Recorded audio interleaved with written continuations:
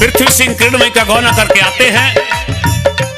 जंगल बियाबान से गुजर रहे थे, गहरी छाया देख करके घोड़े को रोक लेते हैं और किस प्रकार से किरणमयी और पृथ्वी सिंह से आपस में प्यार भरी बातें हो रही हैं। आइए इस बात के माध्यम से सुनते हैं कवि ने क्या वर्णन किया है, सुनते हैं।